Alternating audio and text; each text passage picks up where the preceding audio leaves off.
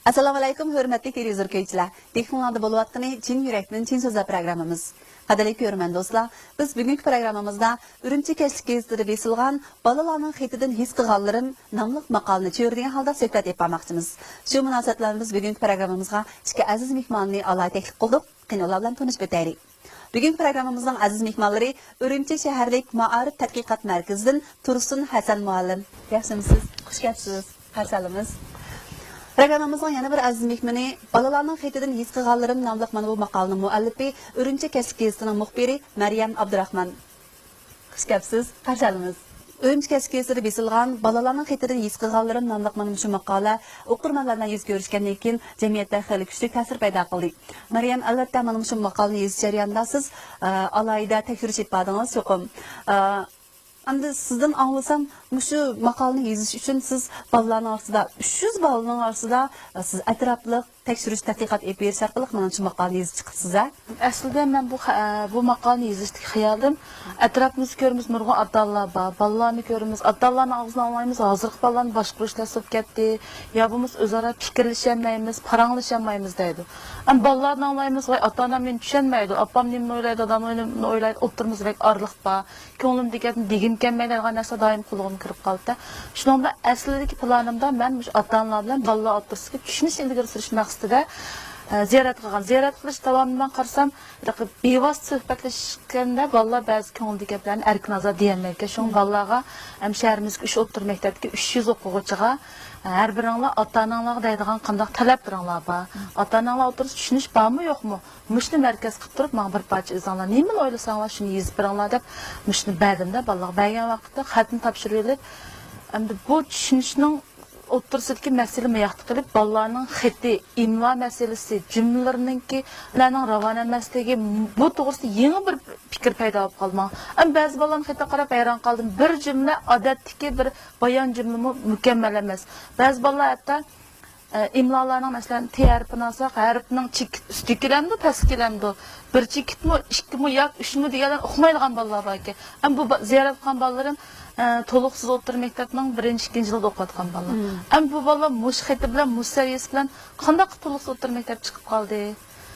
Bu bizdagi bu ma'rifning sutini nima uchun bunchalik tuvallab ketdi? Ona tilimizning tarbiyasi nima uchun bunchalik tuvallab ketdi deganni yana bir uqum paydo bo'lganki, men bunimi ikkinchi bir tema qilib turib, bu haqda ziyorat etdim. Sizdan tekshirish obyektimiz so'zingizdan qaraganda to'liqsiz o'rtaninki 1-2 yilda o'qiyotgan bolalar shunaqa. Endi Tursun olim, sizlar shu ma'rifningki o'qitish to'g'risida ko'p tadqiqot olib borsizlar. Endi siz bizning nazarimizda to'liqsiz 1-2 yillikning bolalari maqola hissiyatda, yezishlik saviyasida ma'lum saviyaga ega ish bo'lmaganda o'zining ko'z qarashini, o'ylagan his-tuyg'ularini ifodalab bir qisqa bir parcha maqola yoki hikoya yoza oladigan bolalar. Shaxsan biz ham to'liqsiz 1-2 yilliklarda o'qituvchilar bizga topshiriq bersa, hikoyalarni, qisqa nasrlarni yoza olamizda. Lekin shu Maryam ziyorat jarayonida topshirib olgan xatlarni men bu ko'rib chiqdim. Hatto ba'zilarini o'qiyolmadim xatlarini, imloning xatoligidan, hatto grammatikalik jihatga bog'lanishninki qat'iy yo'qligi, mantiqsiz so'z jumlalarni ishlatishi haqiqatan meni hayron qoldirdi. Endi mana shu xatlar bilan biz %100 deb ketamaymiz, lekin shu boshlang'ich ona tili o'qitishida sal masalalarning saqlanayotganligini ko'rsatib ber deb o'ylasak, shunday qarasak bo'lamdi. Majburiyat ma'rifiy yo'l qo'yilgandan keyin bolalarni qonuniy 9 yillik majburiyat ma'rifini ado qilish,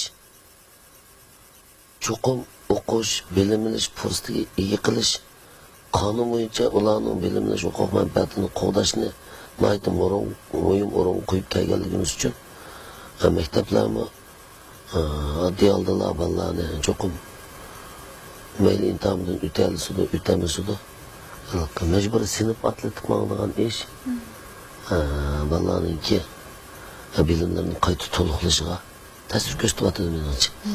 O'tamsam baribir sinf atlab o'qiydi ekanman deb. Biz burun o'qigan vaqtlarimizda 2 fandan 3 fandan o'tamizsa sinf qoldirib qayta bir yil uni to'liqlab pishiqlab ma'lum shu saviyaga yetgandan keyin eningdikin atlab o'qish fursatiga erishadi. Huquqini qo'lga keltira oladi. Hozir bolalar o'ssimi, o'tmasimi o'qiyveradi. O'qiydigan bo'lgandan keyin bir qism bolalarda bir xil haydakchilik qilish roli bir xil kamchilik bo'lyapti. Bu bir meselenin bir tarafı. İkinci bir tarafını elbet etken çağda bizniki şu qo'shtillik o'qitish yo'li qo'yilgandan keyin bizning maktablarimizdagi bir qism boshqaruvchilardan tortib o'qituvchilargacha hatto ota-onalargacha diqqat e'tiborning hammani bolalarning xanzu tili o'qitishiga xanzu tili o'rganishiga qaratib ketib shu ona tilga bo'lgan tarbiyalash sal bo'shib qolgandek bir tuyg'uni biz chetga qolmaymiz. Endi qo'shtilik o'qitishni yo'l qo'yish, qandaqdir xanzu tili o'qitishga ahamiyat berib, ona tili o'qitishdan voz kechsang, yakuni bo'shashtirib qo'ysang bo'ladi deb hech qanday hujjatda, hech qanday bir yerda bu ta'kidlangan emas. Partiya hukumat o'xshashlar qo'shtilik o'qitish bo'ladi ekan, ona tilini kuchaytirish kerak deb alohida ta'kidladi. Ham uning dars soatini ayni vaqtda dars soati necha soat bo'lgan bo'lsa, shuni saqlab qolishga ahamiyat berdi, ham kapolatlik qildi. Hamdalki maktablarda men abim deb o'tib ketgandek butun diqqat e'tiborimiz, butun mavqeimiz o'sha qo'shtilik bo'lib ketganligi uchunlar ona tili o'qituvchilari bularni til adabiyot dars berayotgan o'qituvchilarni darsxona o'qitishini tekshirish, baholash, selishtirish, ularning darsxona o'qitishiga qo'yadigan konkretni talablar, bolalarga beradigan topshiriq, uni tekshirish, uning bahosi yozish qatorliq jihatlarda ularni bir tekshirib o'tkazilish kerak edi. Ammo maktablardagi qarash o'xshash bo'lmashqa bir qism maktablarda buning alohida qattiq talab qo'yayotgan bo'lsa, bir qism maktablarda alohida qattiq talab qo'yilmadi. Masalan, to'liqsizni bitirib, boshlang'ichni bitirib, to'liqsiz o'tish imtihonida bizningki adabiyot imtihonimiz faqat ro'yinlar o'z oldiga elib, bolalarning saviyasini ko'rib boqadigan imtihon bo'lib, yuqorilab o'qish imtihon natijasi hisoblanmayotdi. Matematika bilan xanzu tilini eliblar, shu ikki fandagi natijasiga asosanlar o'ziniki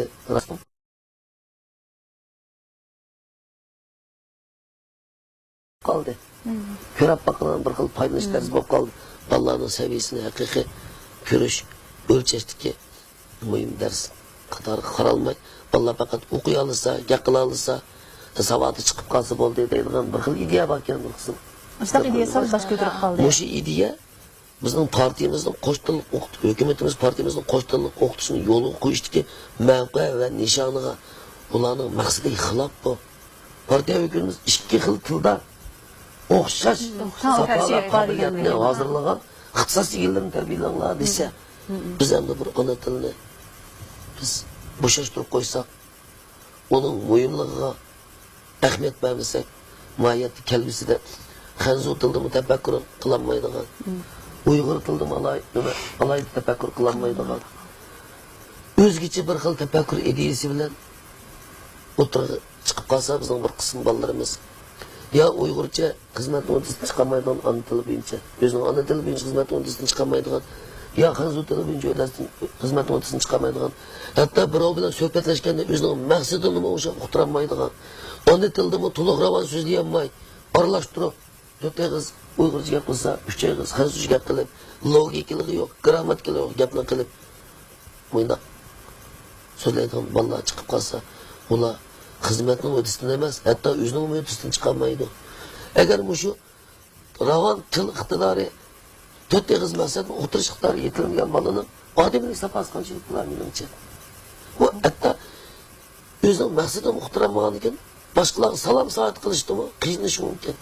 Qo'sh tilning yo'lga qo'yilishi adabiyot o'qitishini bo'shashtirish emas, balki adabiyot o'qitishiga bo'lgan mas'uliyatni aslidagidan u narsa oshirmoqda deb qarayman. Chunki ona tilning kuchaytirilishi, ona tilning taraqqiyoti, bolalarning ona tilda so'zlash, ifodalash, o'z nuqtai nazarlarini o'ttirib qo'yish iqtidorining yuqori ko'tarilishi bu bir vosita, bevosita holda xanzu tilidagi darslarni tushunish, masalalarni yeshish, hazm qilish iqtidoriga ta'sir ko'rsatdi. Bizning bu xanzu tilida elib berilayotgan o'qitish sifatimizning tuvan bo'lib qilishligi yana bir omil qaysi desak, Ana tilida so'zlash iqtidorining tuvan bo'lib qilishi.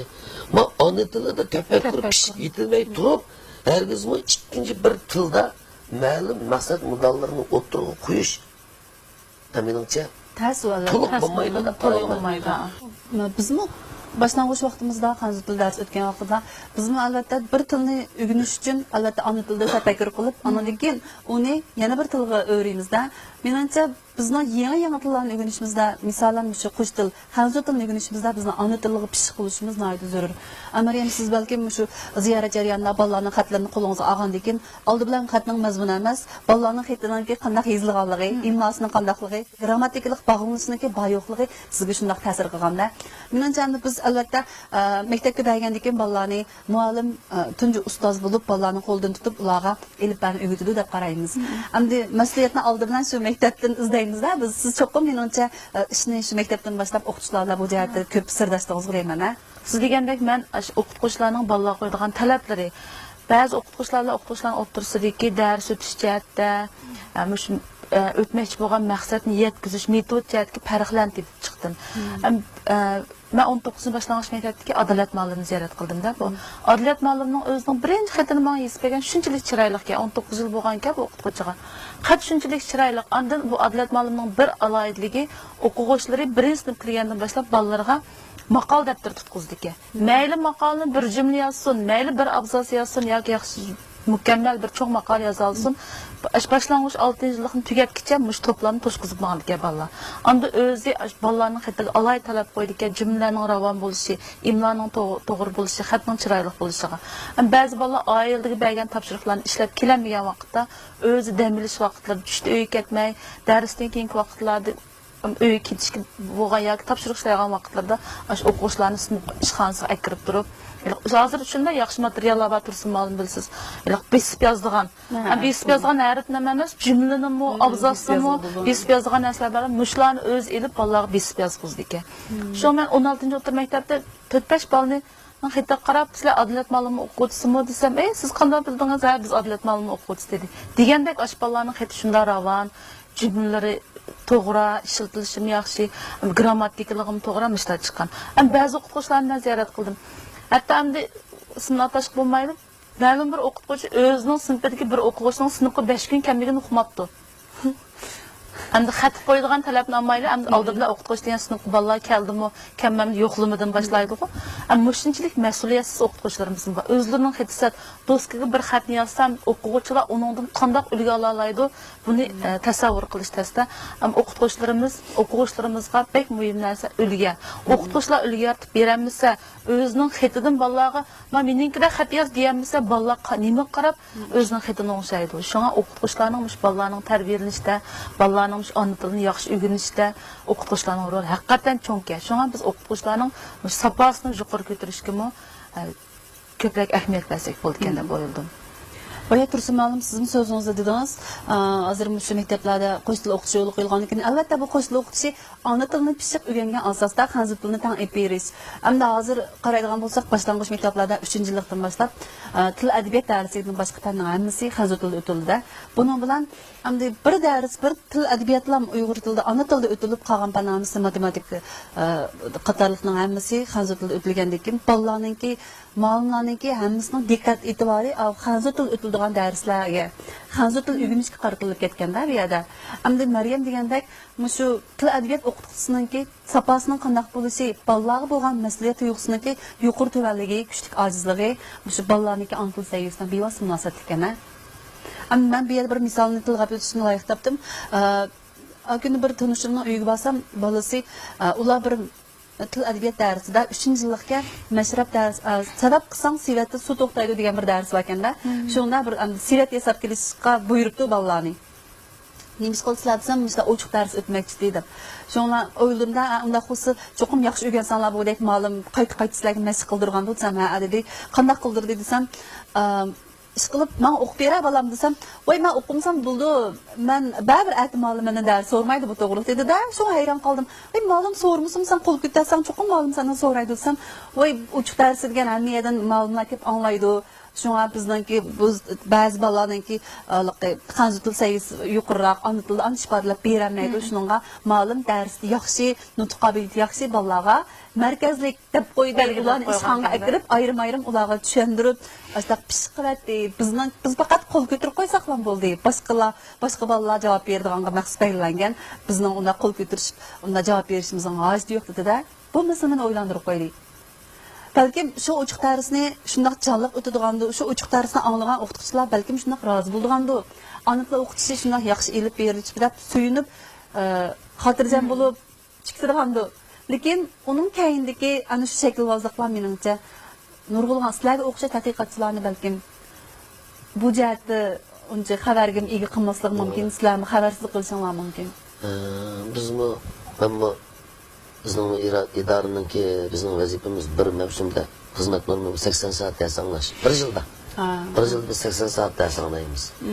Chuqur shu darsga qarta astoydil baho yezib o'qituvchilarningki o'qitish amaliyatiga qarta ko'rsatma berib yetakchilik qilamiz. Men bir qatim bir maktablarga berib, shu Maryam o'xshash bir tekshirish qilib qoldim. Tabiiy-bandan 1-2 soat dars anglab qildim. Şu günü kallam ta'sir qildi. Bu darsdan olgandan keyin balalar tushundingmi? Balalarning hammasi tushundik dedi. Shunga ma'lum savol so'ragan balalarning hammasi qo'l ko'taryapti. Men tushunmadim bu darsni-chi. Qo'y, men ajab ko'pmi? Bu balalar ajab taqil o'qiyaptimi? Ajab men ishim o'qimasam bu balalar hammasi tushunib ketdi deb. Allohga masligim keldi. Biz gapimiz. Shunga bilan yana bir soat darsni anglab qolsam, o'ldi sinfda hammasi menda qo'l ko'taryapti, tushundik deydi. To'xtabdir. Mening kallamdan nasib chiqib qoldi. Bir ish chiqib qoldimi? Bir izni boqaymi deb men yana necha soatlab dars anglab, ahvolni bir egallab boqay deb egallab, eng oxiri bolalarni chiqib, chaqirib har bir sinfdan darsda eng yaxshi bolalardan ikkini, o darsida o'rtoq bolalardan ikkini, orqada qolgan bolalardan ikkini mana bir chaqirib olsanglar, bir maktab kirib, yilliklarni asos qilib biz 20dan 30dan masalan birinchi yillikdan to'liq birinchi yillikdan 20-30 baldan, ikkinchi yillikdan 20-30 baldan qilib ayrim-ayrim erinmek sohbet deb bordim. Sohbet deb bir bolalarni sohbetlashtirdim. Bolalar men bir dars alsam tushundik deb, tushundingmi desam tushundik deb bolalar vaqirdi. Rost tushundingmi? Men tushunmadim 1-2 soat darsni. Lekin kim javob berdi? Sen men qo'l ko'tardi ekansizlar. Qo'l ko'targandan keyin men hamma bola bir kutdi deb ham minnatdor bo'ldim. Men hayron qoldim. Yürü ko'ngildagi gapni deb baqsanglar, sen bir qism bola ko'ngildagi so'z sizga lozimmi? Ko'ngildagi so'z bizga lozim. Biz tushunmaymiz. 70-80% bolalar ba'zan sinfda 40-50%, ba'zan sinfda hatta 70-80% bola tushunmaymiz. Neymiş tushunmay turib, tushundingmi, tushundik deb baqiraysizlar. Muallim javob tatib bir soat bizga gap qildi. Tursun muallim.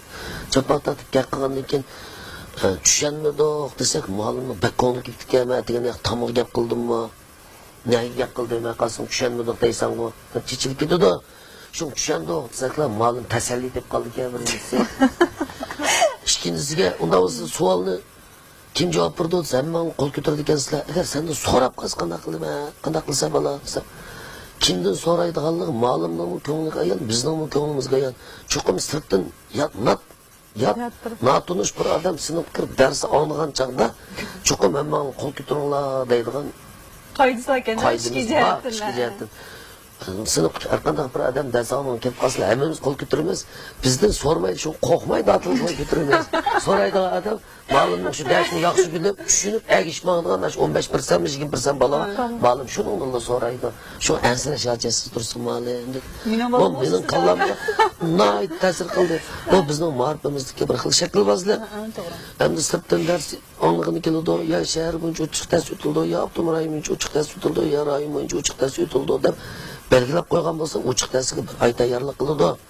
Xuddi uyga mehmon kelsa, uyini tozlig'ini qilgan o'xshash, u yetning oldida, ishga yetning oldida, cho'ng bayramning oldida cho'ng ko'lamli tozliq qilib qolgan o'xshash ish bor. Endi u shaklga ahamiyat bermasak bo'lmaydi, bu mazmun ifodaligi bo'lmaydi. Ammo bu shaklga ahamiyat berdik deb bir qism darslarni bir necha soat o'tib, uni manevr qilib, pishg'ilab ishlab, hamma odamning qaldisiga ichirayotgan ekan. Butun bolalar jang so'zlayotgan ekan. Ajoyib bir soat dars oldimizda namoyon bo'lgani uchun hamma ma'lumlar mendaq dars o'tadi ekan. Butun bolalar mashina fikr qilgan bo'lib ketdi deb bizni bir suyundirib, bizni bir xil shaklan bir tarafdan xotirjam qilsa, bir tarafdan g'amga soladigan bir tuyg'uga ega qilib qo'yg'ashqa bizning ma'rifamizdagi bir qism savarliklardan, bir qism nuqsonlardan bolalarni umumyuzlik taraqqiy qildirish, barliq o'quvchilarni taraqqiy qildirish postiga ega qilish deydigan safa ma'rifining prinsipini haqiqiy amallashtirib, har bir bolani taraqqiy qilish prinsipiga, har bir bolani yashash huquqiga ega qilish jihatda bizda zo'r xatoliklar, savarliklar sodir bo'layotdi. Agar biz mush yo'lni besivasak, kelgusida biz partiya hukumatga nima deymiz, cho'ng jihatdan aytganda, kichik jihatdan aytganda ota-onaga nima deymiz, eng kichik zarracha jihatdan aytganda biz farzandlarga nima deymiz, jamiyatning bir fuqarosi bo'lish suftidan mas'uliyatni tutaylik aytganda millatga nima deymiz, jamiyatga nima deymiz. Menimcha biz shaklvozlik qilmasak rahmi yaxshi bo'ladi deb qarayman. Bolalarniki antil saviyasiniki yuqoridan bo'lishi shu darsni bergan o'qituvchilar bilan zish munosabat dedik. Menimcha bir bolaninki yaramliq yaramsiz bo'lishi, darslarni yaxshi egallashi albatta oilada ota-ona bilan bog'liq. Chunki maktabga biz topshiriq kitoblar xotirjam bo'lsak bo'lmaydi. Maktabda uyg'unib bo'lamagan, tushunib yetib bo'lamagan masalalarni biz oilada yetaklayishimiz kerak. Boya Tursunkam o'zining so'zida o'qituvchilarga qo'ygan talablardan boshqa yana mas'uliyatni biz o'zimizdan izlab bekishimiz kerak deb to'g'ri aytdik. Menimcha Maryam, ishkirimiz ota-ona, bizmi hamda bolalarimiz maktabga ketgandan keyin, qaytib kelgandan keyin albatta bugun nima darslar o'tildi, o'zlashtirish ahvolini qanday deb so'raymiz albatta. Menimcha bizga o'xshash bolalardan har vaqt ulardan ahvol so'rab turadigan, kundalik nimalarni o'rganyotdi.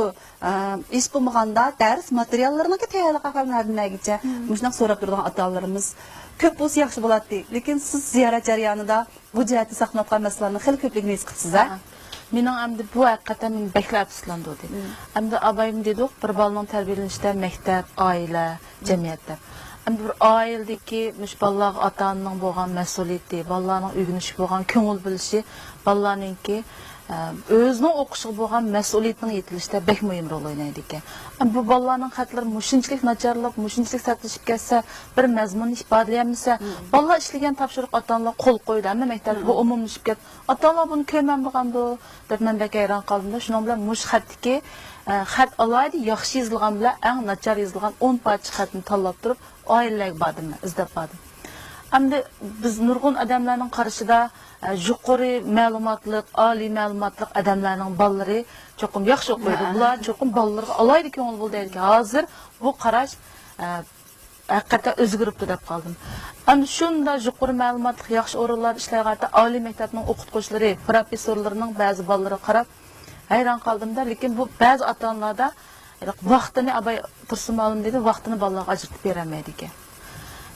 Bolalar bilan birga bo'lgan vaqti shunchalik oz kelmiş. 300 parcha xatning ichida men sanab chiqdim, 267 bola men bilan ota-onam jiqroq bola bo'lsa deb arzu qildi ekan. Lekin bo'lgan oilalarimda men shu yamonlik deb o'tirgan bir oilaga bordim. Dadisi 3 jaqliq motor bilan kirakashlik qildi ekan. Boshlang'ich saviyasimi yo'q ekan. Apisi boshlang'ichdan bitgan ayolga vaqti bo'lsa, hamda ancha-muncha kunduzlarda chiqib, paypoq ko'chalarda qog'oz degan o'xshash narsalarni setib kuniga 3 so'm, 5-6 so'm pul deb kirdi ekanda, ya bo'lmasa shanba kunlari bolalar maktab ketgan vaqtlarda boshqalarning oilalarini tozalab berib kirim qildi ekan. Bu ayolning topgan pulini asosan nima ishlatib kelsa, bolasi cho'ng o'g'li to'liqsiz ikkinchilikda o'qiydi ekan, qizi boshlang'ich maktabda. Mushki bola kitob olib berish uchun mushta kuchaygan bu bola, ayol. Malla maktab kelgandan keyin, shu sizlarning malla choy yo'qmi, sizning choylaringiz bormi deb so'radim. Chunki bizning bolalarimizning eng beshidagi cho'ng g'am, opam choy bormisa deydigan g'amda, ba'zi anlar qarsak 10, 12, 7-8 choy o'ynaydigan ayollar bor bir oyda. Sizning choyingiz bormi, choylar qatnashamiz desam, endi ularning kirimi tuvan kirimli oilalar kirdi. Biz mahallik ayollar 30 so'mlik choy o'ynaydi, oyda deydi. Bu mening oilamizning iqtisodiga bek cho'ng ta'sir ko'rsatmaydi. Lekin men osh choyga ketgan bir kunda men 2 bolam tamoqsiz qolarmi yoki muzdek tomoqni yeb qolarmi, yo uyga kelmay yo'qib qolam deb shuning bormayman. Bir boshlang'ich maktabni bitmagan ayolning ideyasi. O'yilgan ekan. Bolalar topshiriqni ishlab bo'lgandan keyin vaqt chiqarib 1 soat o'zi kitob o'qib berdi ekan. Eliq ishlagan, eliq topgan, paypoq setib topgan pulni olgan kitobni bolalarga cho'qim 1 soat o'qib berdi. Bola endi o'g'li maktabda sinfda birinda bo'lib o'qiydi ekan, xatim shunchalik chiroyli yozgan maqolalarga adam so'yinib ketadi. Men borgan vaqtida kichik qiz boshlang'ich maktabning 2-yilida o'qiydi ekan, shu qiz o'tirib, ustiga yozgan bosma besib yozdigan mashq qilib etibdi, xatim chiroyli qilamiz deb buni akisi aptiribdi. Buni siz kim yapasan? Akam akab berdi, shuni yezib mashq qilyapman dedi. Shuni qarab men endi ziyonlarimiz, qo'y kunimiz aldirash, mayaga boratdik, miyada bir söhbatim bordi, miyada bir paranglashgan ishim bor, do'stlarim bilan uchrashishim bor deb to'g'an ziyolilar, kadrlar bir top bilan shunaq ayollarni o'zini selishtirib baqsi bo'g'day. Bolalar uchun nima qilib beryapmiz deb baqsi bo'g'day deb o'yladim. Bo'lib men odatda shu adabiyot topshirig'ini tekshirganda, boshqa topshiriq qaraganda pek kerak ko'ngil bo'lgandan biz hamda shu axborot radio televiziyalarida nashriyat o'rinlarida ishlaydiganlar oldilar Uyg'ur adabiyot tilini taqatquchilar hisoblanmaymiz-da hamda. Buna bo'lgandan keyin ba'zi vaqtlarda ma'lumim balkim amchibak e'tibor bermasligi mumkin, bir sinfda 50-60 bolaninki topshirig'i haqiqatan yig'ilib turdi. Ba'zi vaqtlarda imloga anchibak diqqat qilmasligi mumkin. Tabkida ma'lum bir ko'maydi bunda bir chishdan tabib qolgan, sening bir chishdan qolib qolish. Men deymanda shunga men televiziya stansiyasida ishlayman, ma xatni biz adabiyot tilini taqatquchilar hisoblanamiz bolam. Men ko'may turib, meniga qo'l qo'yibsam, ma'lumim cho'qim, opam mush til bilan, mush til yoziq bilan shug'ullangan odam, mushni o'qimamda deb sizning opangni tuvan ko'z qanday bo'ldi desam hozir sanaydigan bo'ldi. O'zi bir tekshirdi maqol yezib bo'pti topshiriqlarini. Menimcha biz o'zimizni bolalarga ulgu qila oladigan shunday bir mas'uliyatni bolalarga yetildirsak, bolalarningki shu mas'uliyat tuyg'usi shundan birga ham shu ona tilga bo'lgan ko'z qarash mas'uliyat tuyg'usini shuning bilan birga yuqorilab bordi deb o'yladim. Yana bir jihatdan aytib aytganda, jamiyatning bu sohada yetakchilik qilish roli kuchli bo'ladi. Şinjan O'smirlar gazeti bolalarning eng yaqin do'sti bunday qilganda bolalar bilan tang o'sib yetilgan ham bolalarni o'sib yetildirgan bolalarning turmush o'rganadigan bir dunyosi, u bir oliy maktab. Natijalarning oldida Şinjan O'smirlar gazeti maxsus kichik muxbirlar guruhini tashkil qilib, har bir o'rta boshlang'ich maktablardan 10 dan 15 dan muxbirlar bor bularning. Bu muxbirlar maqolalarni yozib, bolalarning yozgan maqolalarini ratlab Yine mektebin radyo uzunluğunda anlatıştan başka şu makallalarını şu Şinjan O'smirlar gazetiga evet deb qarorlik oldi chiqarib qo'yadi. Biz bir necha yil bo'ldi men bunday qarsam, o Şinjan O'smirlar gazetining bunda kichik muxbirlarni tarbiyalash, kichik muxbirlarni ta'sis qilish, mush funksiyalik roli yo'qolib ketganda qildi. Buni qimmat dema maktablarni sursam yo'q. Shunga mushundaq bir aktiv yetaklash Her xil usullarla, her xil şekillar bilan. Yani özünün kimmiş rolunu cari kıldırırsa deydigan ümidim var. Haqiqatan biz bugungi programmamizdan shu bolalardan kelgan 300 parcha xatdan o'zimiz mush xatlarni ko'rish jarayonida o'zimiz paranglish jarayonida shunday his qildik. Hozirgi bolalarimizda mayli psixik jihatdan bo'lsin, mayli o'rganish jihatdan bo'lsin, mayli mas'uliyat tuyg'usi jihatdan bo'lsin, bizdan yetaklashimizga tegishli nurg'ulg'an taraflari bor ekan. Albatta mana bu yetaklash, bu tarbiya, maktab, oila, jamiyat, hammamiz tang ep berishga tegishli bo'lgan masala. Ammo biz bugun bu yerda mush bolalarniki xatini misol qilib turib, eng muhimi shu mazmunni bizga isbotlab bergan ana shu shakl, ya'ni shu yoziq to'g'risida paranglashdik, ona til yoziqi to'g'risida. Menimcha ona til degan bu gapdan chiqib turdi. Ona til onamiz bizga o'rgatgan til. Onamiz bizga yetkazgan til. Bunday bo'lganligidan biz onamiz bizga o'rgatgan, onamiz bizning dilimizga sog'an ana shu tilni qadrlashimiz, uni ko'z qarchug'imizni asirgandek asirishimiz, uni yuksak mas'uliyat tuyg'usi bilan o'rganishimiz, uni keyingilarga yetkazishimiz kerak. Chunki bizning ana shu onamizning tili biz orqali bizning bolalarimizga yetadi. Shunga mana bu mas'uliyatning, mana bu tuyg'uni bolalarimizda paydo qilish, bolalarimizga mana shu ko'z qarashni yetildirish biz ota-onalarning, maktabda bo'lsa o'qituvchilarning, albatta jamiyatdagi barliq a'zolarning majburiyati va mas'uliyati. Shunga bolalarimizni qo'sh tilli tarbiyalashda, ona tilini puxta o'rgangan asosda xanzur tilini atrofli o'rgatishga alohida ahamiyat beraylik.